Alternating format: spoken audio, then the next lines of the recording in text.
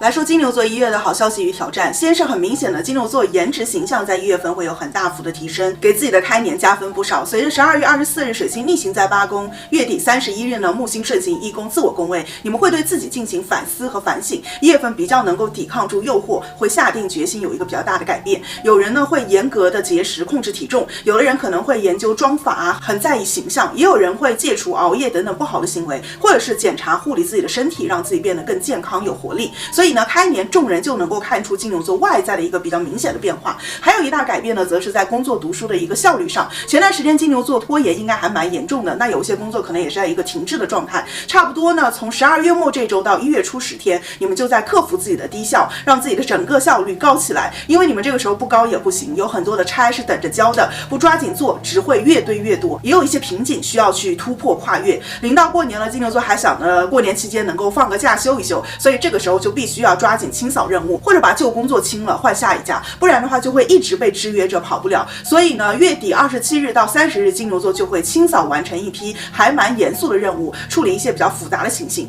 然后呢，11日新月到14日左右之前呢，又会快速的进一步完成自己的一些目标，比如说工作的切换，一些卡脖子问题的一个处理。所以呢，1月你们真的是蛮牛的，不再是慢吞吞的金牛了，而是大脑飞速运转向外飞奔的金牛座。工作读书当中用脑会非常的多，容易跟这种知识啊、阅读啊、考学啊、教学啊、会议写作、编辑、文旅、互联网远程等等会有所关联。那快的金牛座呢，中旬这10天就能够去计划假期，或者是真的放假。当然这个放假也不是说什么都不用干了，有一些工作还是得做的，但是整体金牛座每天完成任务的同时会有自由的时间，在这个时候已经不用担心自己完不成工作了。那下旬19日到22日，太阳进入到事业宫，并且与冥王星合相之后，金牛座的事业运会更好，这标志着金牛座经过23年一整年的沉淀，事业前途将迈上一个新的台阶。1月下旬到2月呢，会有社会地位、社会身份、社会形象的一个转运的机会，真正的展望新的人生。到明年的4月末5月，也就是金牛座生日的那段期间起，你们就会过上一段不再担忧财务的幸福日子。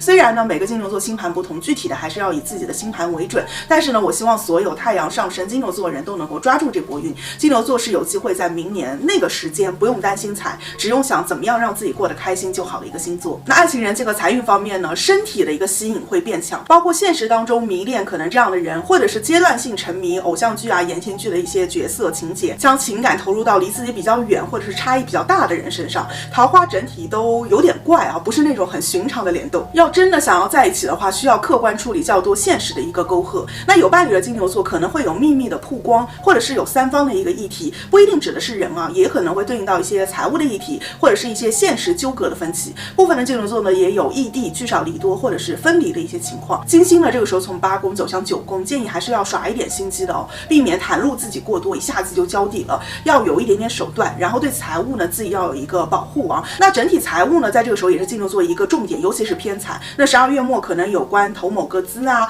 业绩生意啊、借贷、账单等等比较重要的一些财务规划有关的事情，会牵动你们的心绪去处理。也可能会有给他人买东西、请他人出去玩，或者把款给他人，就看每个金牛座是收进来还是给出去。也可能是周转啊，这张卡转到那张卡。当然也要小心一点，跟这种物流运输或者是遗失丢失有关的一些事情。另外呢，因为金牛座这个时候很需要专注在工作任务本身，所以有一种赚了但是自己都还没来得及花的一个感觉，给自己花出去的基本都是一些还蛮小的财，但整体的一个感受还是很不错的，说明了金牛座对财的一个观念是在转变当中，不再像过去一样那么依赖物质、执着物质，更愿意去感受物质带来的一些丰盛感。有的时候呢，其实一个小小的消费就能够让我们感到很开心，这就是和财建立健康型的依附关系。金牛座开年其实就在建立这个，非常好。那健康方面呢，1月份稍微注意一下皮肤、喉咙、脖子、排泄系统、生殖系统、分泌方面。那我祝所有的金牛座1月事业读书旗开得胜，好运啦！我是艾达范老师，用星座和心理学一起更好的把握生活。我们下期见，拜拜。